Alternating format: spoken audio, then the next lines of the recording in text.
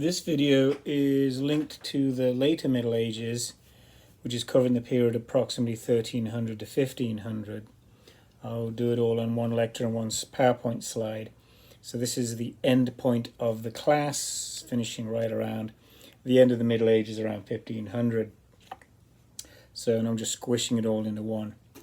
So let's go into what is going to mark the transition into what we call the later Middle Ages, and technically the period roughly 1000 to 1300 would be sometimes called the Central or High Middle Ages. And what differentiates this is a period of crises, which I've got listed on this slide: schism, war, and plague. Each one obviously more serious than the other one, but each one creating a major period of transition, which in some ways is taking us towards the modern period. So just like, the year 1000 marked a transition to the Central Middle Ages, these crises mark another transition. They're all transitions, aren't they? We had the German take over the Western Roman Empire, starting the Middle Ages, and new sets of invasions and expansions and raids, perhaps setting us up for the Central Middle Ages, and now a new wave of crises setting up the later Middle Ages. And one can go through history that way. Crises and then outcomes of those crises is sort of one way of sort of looking at how history moves along. So let's go forward to the next one. We'll look at schism first. Schism means division. A schism is a division or divide. And what we're going to have here is a problem of division of a divided papacy. We have seen how the popes had become very spiritually and morally powerful as the heads of this powerful and respected institution of the church, but that when Philip the Fair had arrested the Pope and thrown him in a dungeon because he didn't want to get taxed, didn't want the church being taxed, it would lose its independence, right? And then the new popes, beginning in 1305, now in Avignon in France. And what we have is the papacy resides in Avignon between 1305 and 1378, which in many ways discredits its independence, right? The whole idea of the papacy in Rome, there is no powerful kingdom in Rome. Technically, the Pope gets some protection from the Holy Roman Empire, which is in modern Germany, but Italy is a very divided area between, the various leftovers of previous kingdoms and whatnot. So the Pope had an independent area in a fragmented Italy, and therefore could be seen as an independent head of an independent institution, the church. With the Pope in France, now people reject that. And we're going back to kings picking their own bishops and sort of interfering with their own local churches because they would rather deal with it themselves than have a pope who's in Avignon selecting bishops that might be too much under the influence of French policy. So we're reversing the reforms of the previous centuries in many ways. There is an attempt in 1378 to bring the papacy back to Rome, and some of the church go to Rome, they elect a new pope, but others remain in Avignon and they elect a pope. So in 1378, we have the schism, we have the division. We literally have two popes, one in Rome, one in Avignon, both of them claiming to be the legitimate pope. And what you get is various kingdoms around Europe basically picking and choosing which pope they choose to follow, which, really weakens the power of the papacy because it's like kings deciding which pope they accept as not follow, but accept as the legitimate head of the church. So it's really, really weakening the church's authority. So in 1409, the Holy Roman Emperor summons a church council. Now this goes back to ancient Rome again, when early Roman emperors had called church councils to decide, for example, like in the Council of Rome, what consisted of the Bible, or in the Council of Nicaea, what was the Orthodox Christian doctrine, and so forth, these old church councils. And and what the Holy Roman Emperor is doing is basically going back to Roman tradition, saying, well, as the emperor, I get to call church councils because I'm the head of everything, which is really, diminishing the church. What they do, the council says deposes the two pre-existing popes and elect a new pope that they hope will then, okay, here's the new pope that the church council, supported by the Holy Roman Emperor, has elected. Well, eventually that'll pay off, but the other two popes at first refused to step down. So temporarily we have three popes, one in Rome, one in Avignon, and one that's been elected by a church council under the Holy Roman Emperor. Eventually the church in Rome and in Avignon die. They are not replaced, and by 1418 we're down to one pope. But he was picked by the emperor, and now the popes are back to how do we free ourselves from the influence of kings, of emperors? How do we restore the authority of the papacy and the church? So the schism is a crisis that has severely weakened the moral authority of the church. And if you go to the next slide, what you're getting here is, because of this divided papacy and because of the papacy in Avignon, more and more people, as well as rulers, instead of looking to a foreign papacy, especially a French papacy, they look to the church that is for them, right? So the English church would have English bishops and English priests and be working with the king rather than working with a French pope in Avignon. And you'd see the same in other places, as this idea of our church for our people rather than the church run by foreigners. And that links back with a previous lecture where we talked about the growth of nation states, like in England and France, powerful kings and powerful identity. It's why Philip was able to throw the Pope in a dungeon, because his people were more loyal to him than to a remote pope. And it's the same thing. It's like, no, our loyalty is to our kingdom, and we want the church to be working for us. So this national connection with churches. We even get national saints. Saints used to be Christians who lived a Christian life, set a great example of Christian living and even sacrifice, and would become saints. They'd become some sort of, holy, elevated holy people.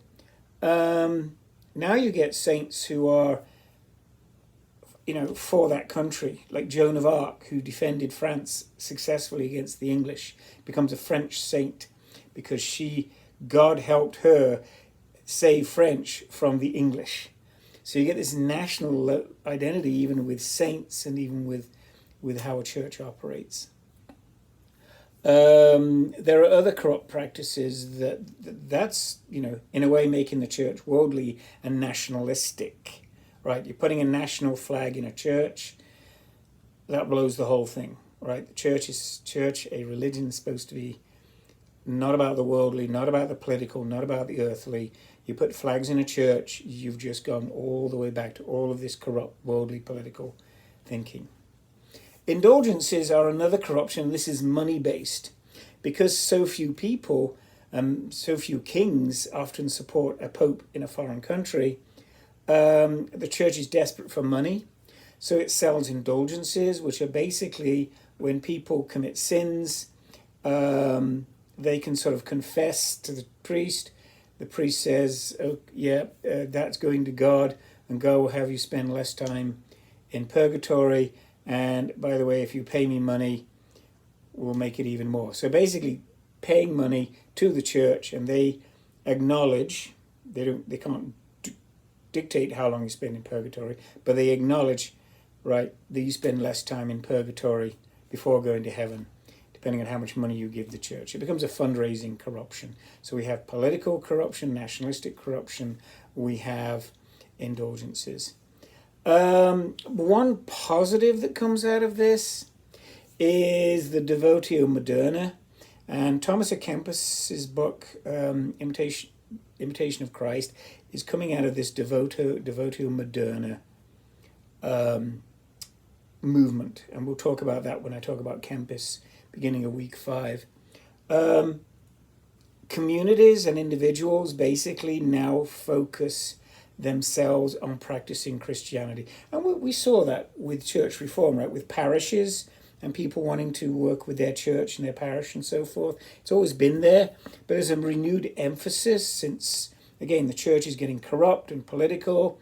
So an emphasis on communities, not worrying about what the church dictates, but more like we're going to do our own local festivals, local holidays, and work together as a community. Not just a town or village or something, but even a group of people or family or whatever. Praying, reading, and because of the slow increase in education, that small number of middling and up people who can read are reading holy works, and they'll get together, maybe read it yourself, read a book, contemplate one's relationship with God, or maybe read and almost like a religious book club, right?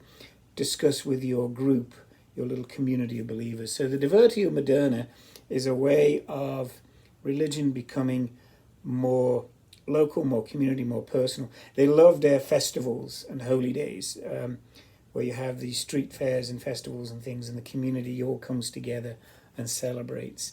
But a key part of the Devotio Moderna is the individual and the small group together doing religious practice. By the way, that's going to create a demand for reading material, which will be met technologically by the invention of the printing press in the 15th century, where the demand for religious literature especially, but also other literature, will require filling. And remember, our medieval Europeans respond with technology, and we have the printing press. So the schism then, a crisis in the church, with some serious outcomes, but perhaps an interesting division or interesting movement forward with the Devotio Moderna. This is where Kempis' book comes in. All right, let's go to war, so to speak. This is a period of large-scale, prolonged warfare as kingdoms get access to more resources, more steady tax revenue, larger, more professional armies, gunpowder weapons that are evolving for more sophisticated technologies and so forth. We're getting the ability to wage pretty large-scale warfare over longer and longer periods of time. And this will really be clear in a couple of ones. The next slide, or the first war slide, is the expansion of the Ottoman Empire. These are Turks who are Muslim, who are going to at first take over the Byzantine Empire and then expand both west into Europe and east into conquering the Middle East. And this will start a little bit in the 14th century. They'll have taken over the Byzantine Empire by the 15th century and continue expanding into the 16th century. And what this does is two things. One, the Mediterranean, which had, even with the Arab world in one half and the Christian world in the other, had always been a sort of area of trade and communication, even in time of war, where there'd be a crusade or something. And we saw how Arab knowledge had moved to Europe. The Mediterranean gets divided east-west through these periods of very prolonged warfare, 14th, 15th centuries on. That trade is, for long periods of time, either very risky or entirely cut off, and that's important. Number two is, as the Ottomans expand into Europe, the Holy Roman Empire becomes the front line. Now the Byzantines have been defeated. So the Byzantine Empire lasted 1,000 years after the fall of Rome until 1453 with the fall of Constantinople. It's got its own fascinating history. 1,000 years it hung on, finally gone. So the end of the Roman Empire is 1453. Anyway, the Holy Roman Empire, ta-da, more Romans, become the front line in Europe in the 16th and 17th centuries. And they're forced to develop their own significant military capacity in order to hold the front line against the Ottoman Empire. So bringing the Holy Roman Empire into another advanced military state. The other war is the 100 Years' War, which is essentially England versus France. Again, because of the various marriages between royal families, it's not uncommon if a king has no heirs, then there's another king who can claim, well, I'm the closest relative, so I can claim the kingdom. Happens from time to time, like William of Normandy claiming England in 1066. In this case, the English King Edward I will claim the throne of France. And, well, first he's claiming Aquitaine. Later on, he's claiming King John's old lands in Aquitaine. Later on, that claim will be expanded into claiming France. It starts as a squabble over Aquitaine, then becomes the English king saying, we're the kings of France, we're legitimate because the old Capetian line in France has gone. They have allies that come and go, but for essentially the 100 Years' War is England-France. Now, it's not huge battles every year for 100 and whatever years. There are periods of truce which might last a couple of years or 20 years, right, and periods of maybe a few raids or big battles. So it's a sequence of conflicts, really, over 100 years, which we lump together as the 100 Years' War. The English, although heavily outnumbered, France is a much higher population than England at this time. The English temporarily have an advantage because they have trained their peasants. They have allowed their peasants to train to use the longbow, which is a 6-foot long, very powerful bow, which can sometimes penetrate armor. And whereas many medieval kingdoms, including the French, don't trust arming their peasants, but the English are like, no, we need soldiers. So the English longbow at first gives the English a tremendous advantage over the French knights. But the French, with more resources by the 15th century, are able to develop more and much more effective gunpowder weapons than the English. And they have an army that becomes increasingly, at first with cannon and then with smaller and smaller weapons, that the gunpowder weapons can then defeat the longbow. And eventually France will drive the English entirely out of France and liberate France from the English, and France, right, becomes unified nation. And what we've come out of this war is, we'll take a look. I think the key thing, by the way, with England and France, remember how the Holy Roman Empire, it being the front line, now became what we sometimes call a financial military state, a state with the highly developed financial resources through taxation and administration to finance a sophisticated military to participate in major warfare. France and England, after 100 Years' War, are capable of the same thing. They have now the complex system to be able to have a pretty decent army to fight a pretty decent war. We're beginning to get the modern, right, financial military nation state coming out of these periods of warfare. If we go to the next slide, right, and it sort of leads in what I was talking about, fiscal military states or financial military states. It's the beginning of the modern state.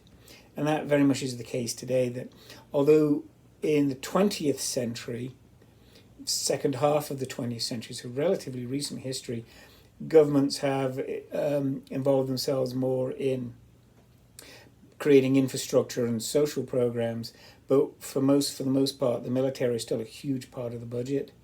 But all the way until the mid-20th century, everybody was basically a fiscal military state. You build a big navy and or a big army and use it to expand the power and interest of the state. One of the things that's going to pay off to, which really is going to would take us into Western Civ 2. But remember, the Mediterranean was often cut off due to the Ottoman Wars. But the Europeans had got used to trading for goods from China and India and elsewhere, often through the Middle East.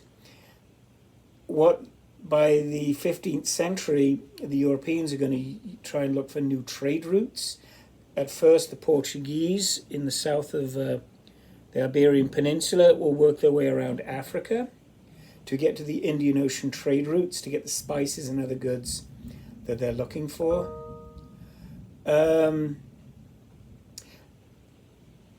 They have evolved, right? The Europeans evolved because of their investment in military technology, very sturdy ships equipped with excellent cannon.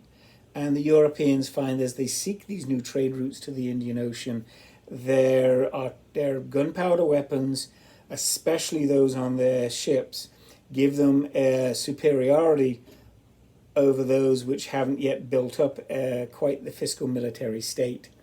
And they can actually then begin the process of controlling trade routes, both to the Indian Ocean and, of course, to the Americas and so forth. So these wars, which push Europeans for looking for new trade routes, also give the Europeans the military capacity and, what's very important, right, the financial and logistical support to be able to have very well-equipped military expeditions overseas. Definitely a move towards modernity, the modern world in that sense. What I didn't mention when I talked about schism in the church, jumping back to that one in terms of moving forward, right? These national churches and the sort of fragmentation of the papacy of the church is, of course, going to lead, when we get the Protestant Reformation in the 16th century, so I'm back to schisms, when we get to the Protestant Reformation of the 16th century, and kings decide we're not going to be Catholic anymore, we're going to have our own church. The large majority of people in these countries are like, well, that's fine. We like having an English church or a Danish church or whatever anyway. It's just, instead of the Pope, it's the king in charge, but everything else is often very similar. So it allows the Reformation to sort of occur because people are already thinking in terms of the local and the national rather than a universal institutional church. So should have mentioned that earlier. Sorry, it's there now. All right, so those are two. I'll stop this video here, and then I'll do a short video on the Black Death, the plague, and how that will bring us into the modern world.